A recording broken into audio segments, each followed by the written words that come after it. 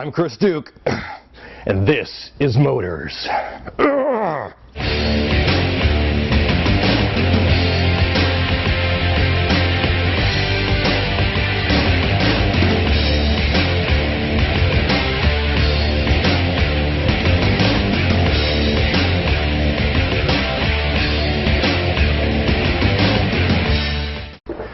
Welcome to Motors. Today we've got a special guest star in the shop. It's David Wheeler from Hellwig Products. He came down from Visalia, California to help us install these front and rear sway bars on our project truck, Ford F-150. Welcome to the show, David. Hey, Chris. You want to talk about sway bars for a little bit? Sure. Right on. Let's do it. So, David, what exactly is a sway bar and how does it work? A sway bar is essentially a torsion bar, Okay. and it doesn't come into play until the vehicle tries to take a corner. When the body tries to roll, the sway bar pushes back against the body, keeping the vehicle flatter and improving handling performance. There's a lot of other manufacturers out there that make sway bars. How does Hellwig's products differ from them? Hellwig is the only manufacturer in the aftermarket making a heat-treated 4140 chromoly steel sway bar. What that means to the end user is that a heat-treated bar is 50% stronger in fatigue strength than a non-heat-treated bar. And that means that this sway bar is going to handle a lot more abuse and not fail in a demanding application. So, David, we've got our project vehicle here. It's a Ford F-150. It's been lifted up 6 inches and it's on 35s. Once we put the front and rear sway bars on this thing, what kind of differences can we expect to see? The front bar is going to be an 1/8 of an inch upsize over the stock bar. Okay. The front bar is going to be 1 7/16", which is about a 30% improvement in roll stiffness over the factory bar. The rear bar is a 1-inch diameter bar, which is going to be 100% improvement over what's on there, which is nothing. So we're adding a rear sway bar, upsizing the front sway bar, which means the vehicle is going to stay flatter in the turns, easier to control, and better performance under towing and under loads. Cool, looking forward to that. And so what other products does Hellwig make and what kind of vehicles? Well, we make sway bars for a variety of vehicles. We make sway bars for golf carts, to muscle cars, to trucks, to motorhomes, and even Class 8 vehicles. So we make sway bars in diameters from 5/8 of an inch all the way to 2 3/8 of an inch. And so we cover the full spectrum of vehicles out there. So, David, we've got everything laid out here on our table. Tell us what we're looking at. Okay, we've just got the basics here for discussion. What we have here is saddles. These will allow the sway bar to be mounted onto the axle. The saddles are attached with U-bolts that go around the axle through the holes in the saddle. The sway bar is attached to the saddle by putting a U-plate over the bushing, and then the sway bar is mounted to the saddle, which is mounted to the axle. To attach the sway bar to the frame, we have our heavy-duty adjustable end links. Since this is a lifted application, we will need a longer end link. These are adjustable in 3-inch increments, and they can be mounted to the clevis that's bolted onto the sway bar. Okay, cool. Sounds pretty heavy-duty. Let's take a look at what tools we need to get this thing onto the truck. Okay. Sway bar can be installed with basic hand tools, a couple of end wrenches in 9/16 and 5/8, an adjustable wrench, a few sockets here. We have 5/8, 11/16, and 3/4, a ratchet, a 6-inch and a 3-inch extension, and a torque wrench, which is preferable for torquing the U-bolts to the proper torque. All right, right on. Let's get with the installation then. Okay. Now, since we've got David here from Hellwig, he's going to show us how to get these bushings into the end links, and there's a technique. I'm just going to take it over and show you how to do it. David? Okay. What we're going to do is press the bushing into the loop of the end link. What I like to do for installation is put the grease around the corner on this raised section of the hourglass bushing. So I put the grease on the raised section, and what this does is eases the installation of the bushing into the loop. Also, by putting on the edge here, it's going to be wiped into the center where it's actually going to stay in the loop. So after putting the grease on, set the bushing on the table, place the loop of the end link over the bushing, and press down firmly. That pushes the bushing into the loop, and then you can tap it in the rest of the way. Next step is to apply some lube to the sleeve to ease the install. Place the sleeve into the center of the bushing and tap it home with a hammer. And you're done. Repeat for each end of the end link. We're going to start back here with the rear axle, and this vent tube needs to come off so we can put this washer underneath it. That's going to give you enough clearance underneath this for the U-bolt.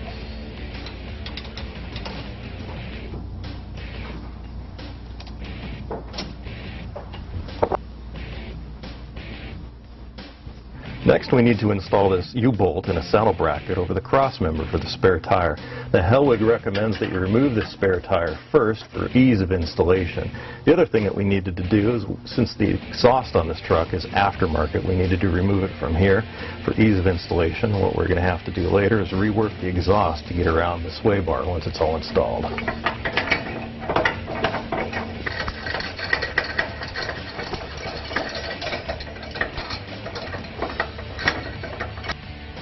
Attach the end link to the saddle bracket using the provided hardware. Just finger tighten for now. Loop the U-bolts over the rear axle. Watch out for brake lines and anything else that might be in the way. Attach the sway bar to the end links using the provided bolt.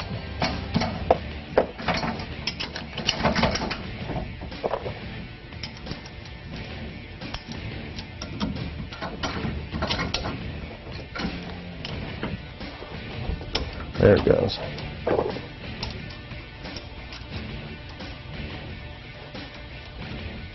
Attach the saddle bracket to the U-bolt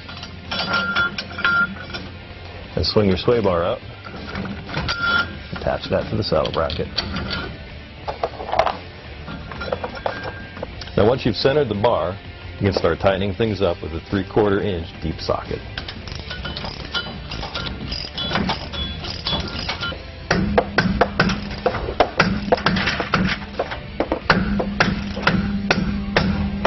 After you've hand tightened everything, you want to torque it down with a torque wrench. This gets torqued down to 30 foot-pounds. These here are 40 foot-pounds, and these over here are 60.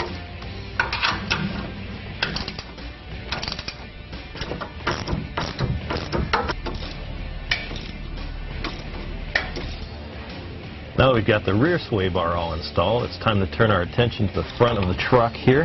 We're going to start by removing the front sway bar from the stock end links.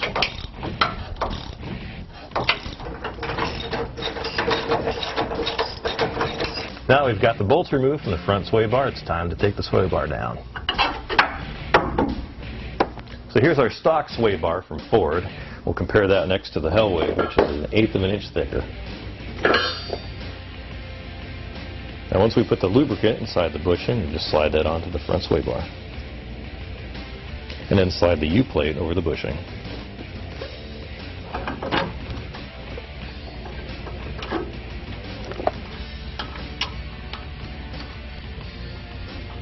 And then connect these U-plates to the factory hardware.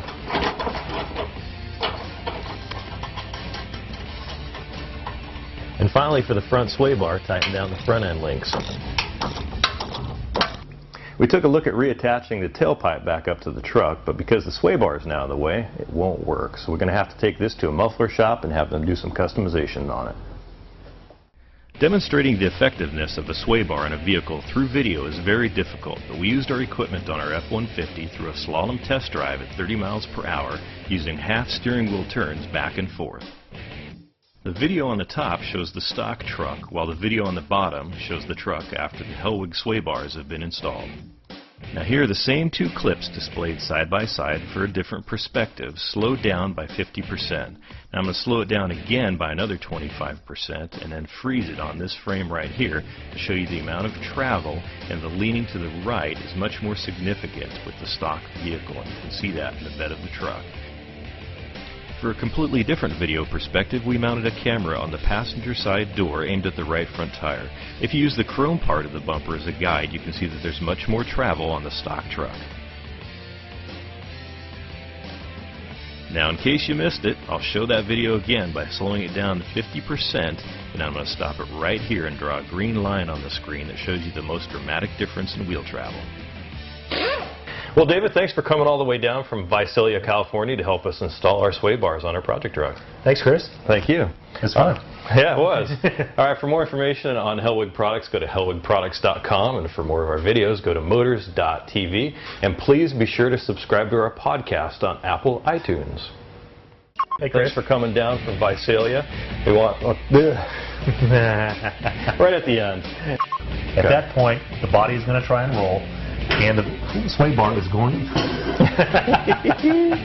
The front sway bar is going to be upside about 1.1 inches or 1/8 of an inch. Today we've got everything here laid out on our table. Tell us what was. rear thingy here. That thing. Bolt cowbell. Next we need to install the U-bolt. U-bolt. Right. Damn. Yeehaw! I don't need air tools.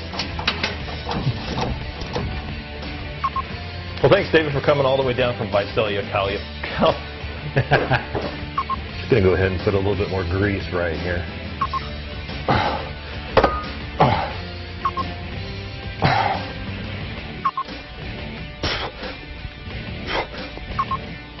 Motors. It's quite a workout.